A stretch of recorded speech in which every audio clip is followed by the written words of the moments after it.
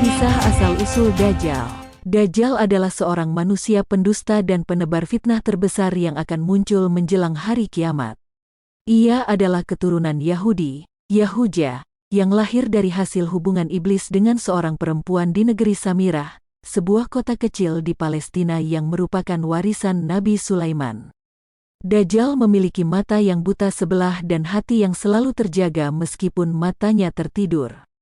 Ia akan mengaku sebagai Tuhan dan menyesatkan banyak orang dengan berbagai mukjizat palsu. Dajjal berasal dari kata dajjala, yang berarti menutupi, menipu, atau mengelabui. Dajjal juga disebut Al-Masih al-Dajjal, yang berarti Mesias palsu atau pengikut palsu. Hal ini karena Dajjal akan mengaku sebagai Mesias yang dijanjikan oleh agama-agama sebelum Islam, yaitu Yahudi dan Nasrani. Dajjal adalah manusia yang ditangguhkan ajalnya oleh Allah Ta'ala, seperti halnya Nabi Isa alaihi salam. Namun, berbeda dengan Nabi Isa yang diangkat ke langit dalam keadaan hidup dan suci, Dajjal ditahan di sebuah pulau dalam keadaan terkutuk dan tercela.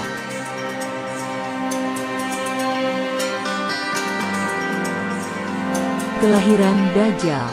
Ada beberapa pendapat yang berbeda. Beberapa sumber mengatakan bahwa Dajjal lahir 100 tahun sebelum kelahiran Nabi Musa alaihi salam, sedangkan sumber lain mengatakan bahwa Dajjal lahir di zaman Nabi Lut alaihi salam. Kisah kelahiran Dajjal bermula dari sepasang suami istri yang sangat mendambakan seorang anak. Mereka adalah penyembah berhala berbentuk sapi betina yang disebut Ijelu, yang merupakan hasil karya Musa Samiri, seorang pengikut Nabi Musa alaihi salam yang kemudian sesat dan menjadi tokoh kafir yang disebut dalam Al-Quran. Suami istri itu telah menikah selama 30 tahun tanpa dikaruniai anak. Mereka telah mencoba berbagai cara, tetapi tetap tidak berhasil. Suatu malam, ketika hujan lebat dan angin kencang, mereka mendengar suara dari patung sapi betina yang mereka anggap sebagai Tuhan mereka. Suara itu mengatakan bahwa mereka akan mendapatkan seorang anak laki-laki jika mereka melakukan ritual tertentu. Suara itu sebenarnya adalah suara iblis yang mengetahui keinginan mereka dan ingin menipu mereka. Iblis berjanji akan memberi mereka anak jika mereka bersedia memberi korban-korban sesembahan kepada patung itu.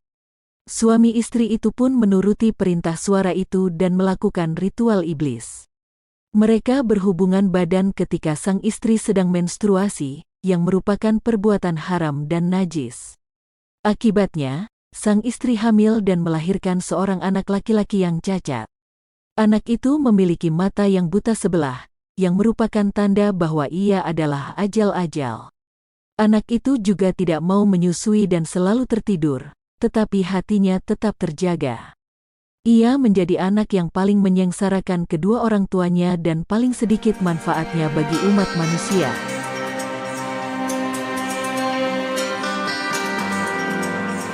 Masa kecil Dajjal.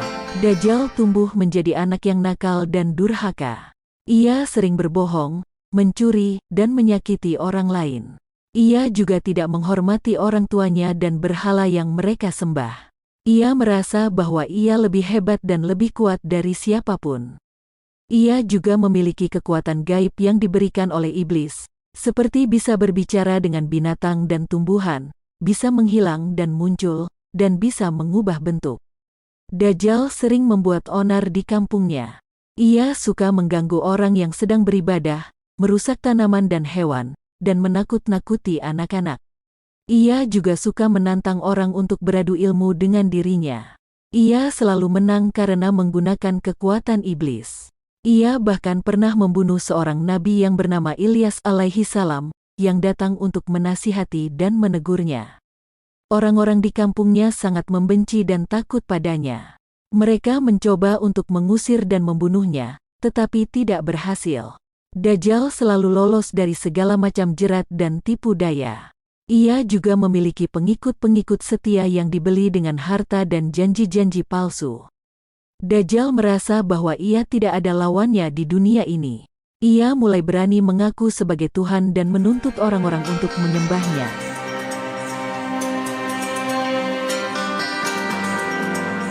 Perjalanan Dajjal. Dajjal tidak puas dengan kekuasaannya di kampungnya. Ia ingin menguasai seluruh dunia dan menyesatkan seluruh manusia. Ia pun berkelana ke berbagai negeri dan membawa fitnah di mana-mana. Ia menawarkan orang-orang dengan kekayaan, kesenangan, dan kekuasaan jika mereka mau mengikutinya dan mengakui bahwa ia adalah Tuhan. Ia juga mengancam orang-orang dengan kemiskinan, penderitaan, dan kematian jika mereka menolaknya dan tetap beriman kepada Allah Ta'ala. Dajjal memiliki kemampuan untuk mengendalikan cuaca, tanaman, dan hewan. Ia bisa membuat hujan turun atau berhenti, membuat tanah subur atau tandus, dan membuat hewan hidup atau mati. Ia juga bisa menghidupkan orang-orang yang sudah mati dan membuat mereka bersaksi bahwa ia adalah Tuhan. Ia juga bisa menyembuhkan orang-orang yang sakit dan cacat dengan sentuhan tangannya. Ia juga bisa membawa surga dan neraka palsu yang sebenarnya adalah tipuan belaka. Banyak orang yang tertipu dan tergoda oleh Dajjal. Mereka meninggalkan agama dan akal sehat mereka dan mengikuti Dajjal dengan buta. Mereka menjadi hamba-hamba Dajjal yang taat dan fanatik. Mereka bersedia membela dan mati untuk Dajjal. Mereka juga membenci dan memusuhi orang-orang yang masih beriman kepada Allah Ta'ala dan Rasul-Rasul-Nya. Mereka berusaha untuk membunuh dan menghancurkan mereka.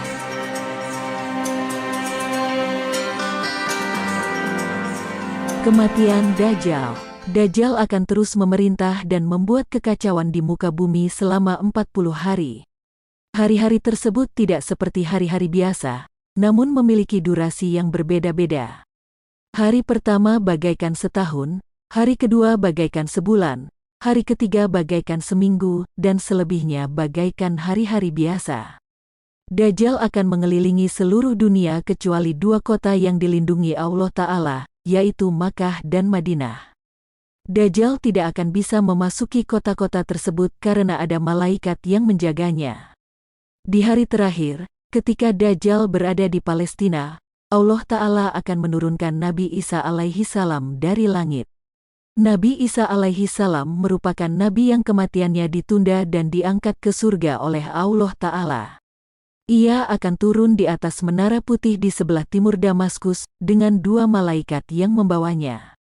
Dia akan memakai 2 potong kain kuning dan membawa pedang tajam.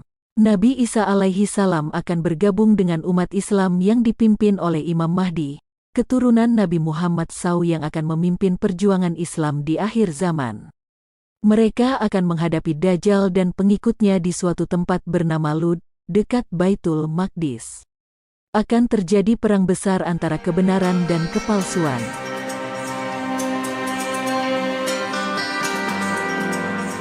Nabi Isa alaihi salam akan mengejar Dajjal yang ketakutan dan melarikan diri. Dia akan menemukannya di gerbang kota Lud dan menikamnya dengan pedangnya. Darah Dajjal akan mengalir dan dia akan mati seketika. Nabi Isa alaihi salam akan mengangkat pedangnya yang berlumuran darah dan menunjukkannya kepada kaum muslimin. Dia akan berkata, "Sesungguhnya aku telah membunuh Dajjal, dan dia tidak akan bangkit kembali."